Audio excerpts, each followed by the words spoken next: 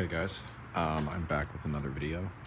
This is illustrating a problem that I had recently with this Volkswagen CC. I bought this not too long ago. I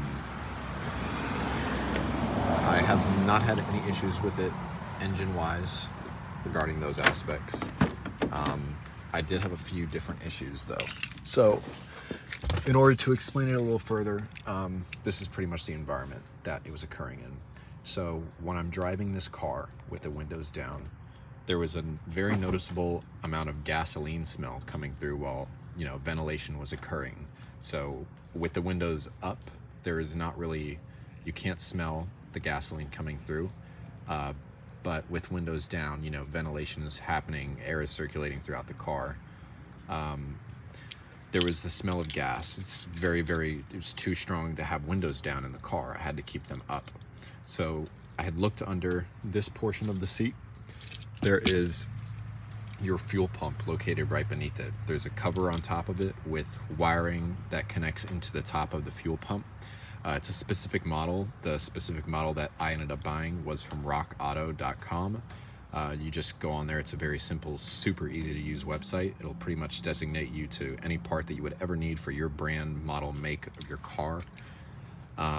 You just order the part. My part number was E3840M, I believe E3870M was the model.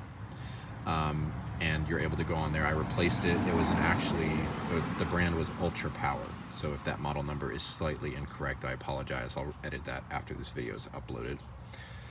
So the first time I was replacing it, I installed it into the gas tank beneath it, and it was a very sort of stressful process, I guess, for me, considering it was the first time I've done any work on this car that involved dealing inside of a gas tank for Volkswagens. I'm not a certified mechanic. I never claimed to be, but I am also not going to take it into a dealership for a car that's 10 years old, expired, out of warranty. So the types of work that you can do on these cars, it's very self-explanatory sometimes. Thankfully that this is not a drop out your gas tank type car to replace the fuel pump. It is right beneath the seat. So all you need to do, there is hooks that your seat will latch into down here on each side of the seat. There's also, once you lift that out of the clip, there is a portion that hooks right about here. It's a metal bar underneath the seat that you'll have to push this inward and lift up to get the seat cover off entirely. It's the same thing on the other side over there. So if you do those things, the seat cover will come off. You'll be able to access the fuel pump. The transfer line that sits in the bottom of this gas tank, that is what the most difficult part was. It sits in the bottom, it's gathering the gasoline that sits at the deepest points of your gas tank. So with the reservoir being inside the gas tank, you can take the upper portion of the fuel pump off, and you can use your hands and get in there and maneuver the transfer line clipping onto the reservoir portion. I don't know exactly what type of clip it was that, the transfer line clips onto the reservoir at the top of it. It's very annoying, but you can always, even with OEM ones, the Ultra Power one, the brand that I used to replace the, I think it was a Siemens fuel pump in there, that you could just end up sticking it on top. There is a place for it. All of these, the manufacturers know what they're doing, even if they are an OEM brand. So once that was in there, I do want to note some problems that I was having with it. When I reconnected it back and tried cycling the car with the ignition in the on position a few times, the electrical components were not working. That's with the, the battery powered on and turned and connected, everything working. I had to let the car, I had to disconnect the negative terminal from the battery, and I let it sit overnight. I'm not sure if that did anything with the electrical system, because when I went to go test and troubleshoot this again today, that ended up fixing the problem. The problem originally was that when I connected it, it wasn't working. It wasn't pumping fuel through the system. The lines weren't being pressurized. Everything was hooked up properly is what it seemed, but it wasn't working. So at that point, I let the car You know, it was on for about 30-45 seconds originally when it was not working, and it shut off. It kind of freaked me out.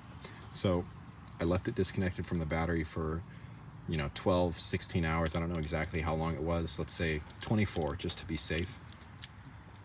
And after that, I plugged in the old one. I plugged in the old one since I still had it outside, and I confirmed that that one was working, and I plugged it back into this new one, and it now was pumping in the inside the gas tank. You know, I didn't have to go in there and disconnect anything since, you know, it's a small space. My hands are not the smallest, so I didn't want to do that again.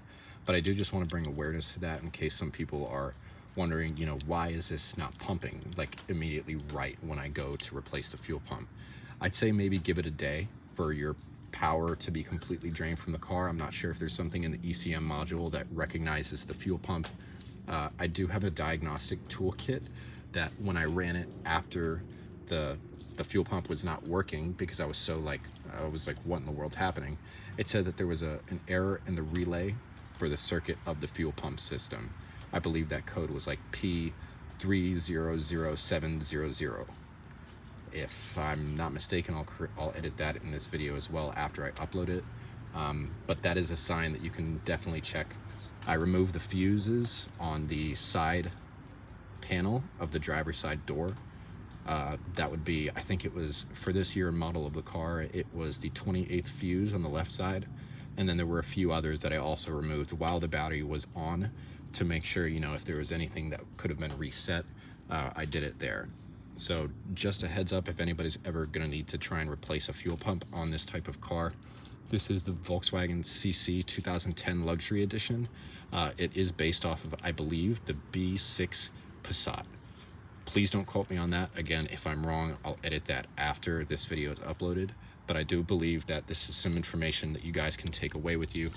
And if anything, it's gonna make your life a little bit easier and not stressing out so much about it.